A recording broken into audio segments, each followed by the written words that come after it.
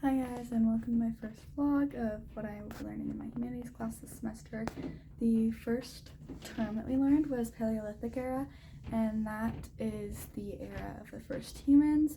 They were from Africa, and we also call that the Stone Age. The first concept we learned was of the Neolithic revolution, and that is when we as a people moved from hunter-gatherers to agriculturalists.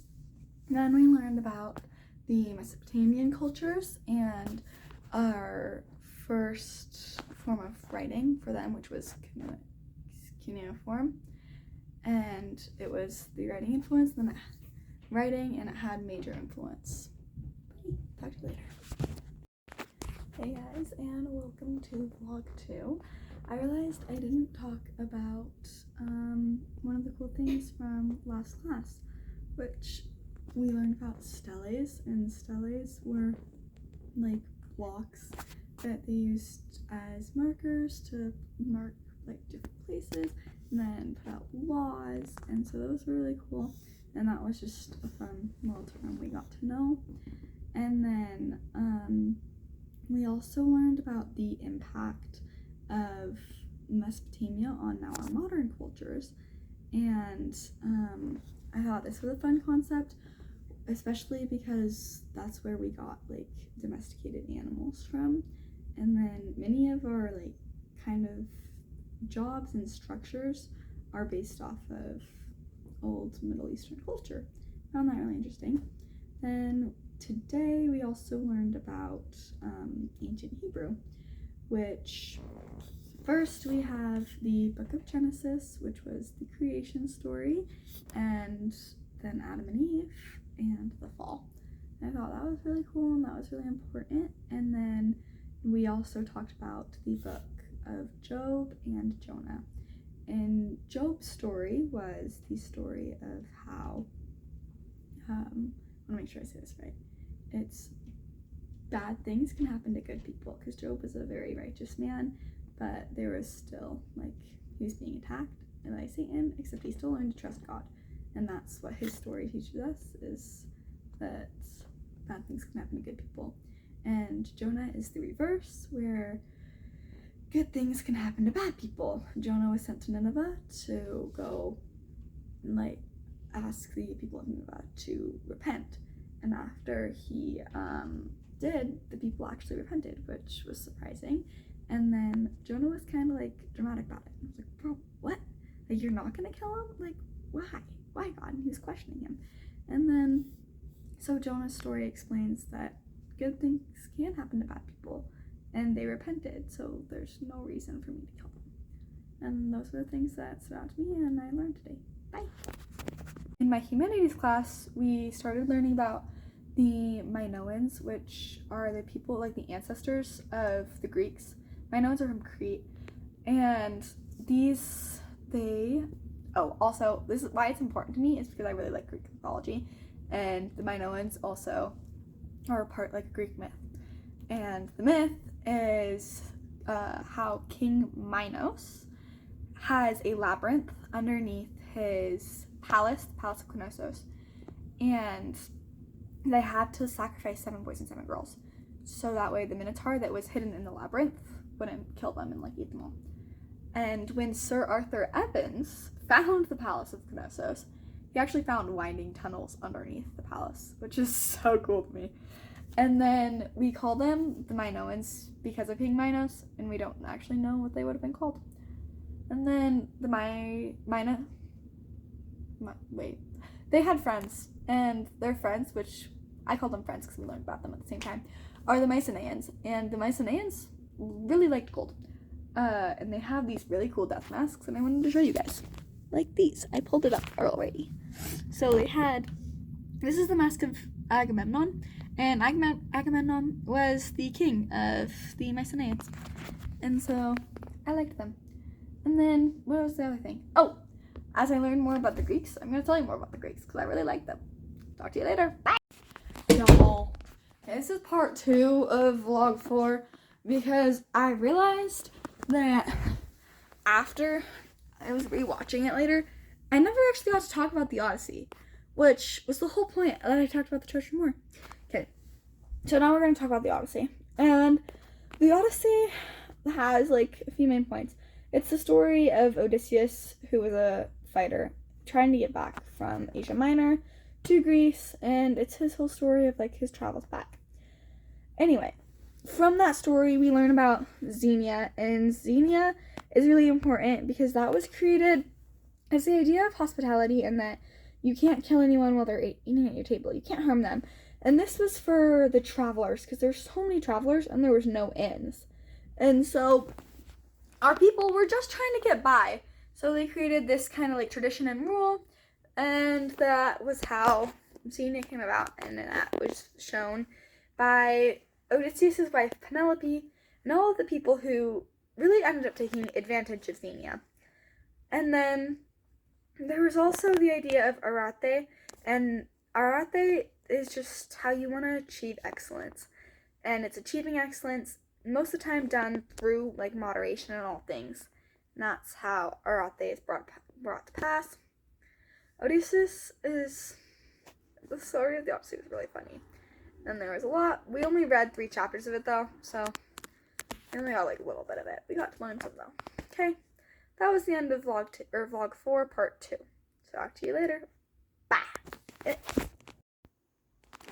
Hi friends, that's right, it is vlog 5, and today we are doing one a little bit different because we're going to be focusing on the different eras of art, and so it's just taking a little bit of prep because I've been excited to talk to you about it. First, we are going to start off with archaic, okay? Where's my mouse? Here we go, we'll just click on that, okay? Archaic. And here is one of the arts. It was obviously a picture of the pot, and we had Achilles and then Achilles' friend. They're over with their spears. Then we have Kouros. I'll zoom in here, okay? And he has his archaic smile, and he's very stiff, and then his hair doesn't have much detail. That was some of the things we pointed out when we talked about archaic period.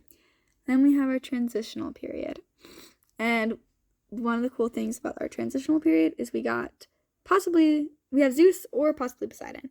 We think it's probably Zeus just because of what he's going to be holding. That would be his lightning bolt if it was Zeus, and then how he's positioned. I can show you another kind of picture of it like that. If it was Poseidon, he would have a trident. And so this is the Artemision of either Zeus or Poseidon. You can see it here. Then we have our Hellenic period. And one of the very common things about this one is, this is the very big one that we talked about, and it's the Myron Discobulos. There we go. And so one thing to note about Hellenic is it's realistic in the sense that you know that it's a person, but unrealistic in the sense of how perfect that person is, and that person has to be. Then another thing that came into part in the Hellenic period is the Parthenon. The Parthenon was commissioned by Pericles and built by Phidias, and I just think that's such a pretty picture. Here you can kind of see other parts. You have the Pediment in there, and the Frieze, and then the fluting of the columns, and then you can see, actually you can't see it here, except the columns are actually slightly curved and bowed, so that way to the human eye it looks perfect, it looks straight, but when you're actually looking there you realize, oh wait, that's actually not quite straight, they're they go in. And then we have also guys, I'm sorry, I'm sniffly right now, but I'm a little bit sick. We have the Hellenistic period. I mentioned this in one of my last vlogs. This is Laocoon and his sons. Here, it's also, very realistic. You can tell, I'll zoom in. You can tell that it's a person, but it's not perfect anymore. Like, that's not something natural. And you can see the emotion on his face and kind of on his son's faces. And then the snake right before it bites. So it's caught right in the act. Then we have, one more. Oh, there we go. This is another one. We believe this is probably Aphrodite or Venus, and she is a very common one. She demonstrates our contrapposto really well. And so that was really cool to talk about and to learn about. And here were our different eras. It was all of the eras of the art that we talked about. Okay, bye! Hi guys, and welcome to vlog 6. Today we're gonna have an update on the Kouros. We have the original one, and then we have, what's the store that starts with Old and ends with Navy? It's called Old Navy, right? And just, I saw your face and was like, oh, my stomach was right. And then, where's the other really funny one? I think, here was, just counting. What time do you close your class? I don't know. 1, 2, 3, 4. Why are you counting? I forgot. And it was really funny, okay? Also on our wall, we had Socrates. And Socrates was important because he gave us the Socratic method. And then he also had his apology, which was not an apology because apology means something else now. And as part of his apology, at the end of it, he was like, y'all guys, watch out for my sons. If you're gonna kill me, make sure my sons stay humble. I don't want them to be like you. He really did say that. And then from Socrates, we have Plato. They were kind of connected. But Plato does not like art because for him, art was just a reflection of the reflection. He's like, it's stupid. No one should believe in art. I don't like art. And he also thought he was better than everyone else because he believed everything was fake. And he believed that all people thought they were in a cave, and that's how he explained it. Was he had his cave story, and all people saw were shadows, so it was something fake. And that was our guy Plato. He was an interesting man. Then we have Aristotle. We like Aristotle, and Aristotle loved art, specifically the comedies, plays, and tragedies. And so the key things about these is that a comedy is you go from low to high standing, and tragedies you would go from high to low standing.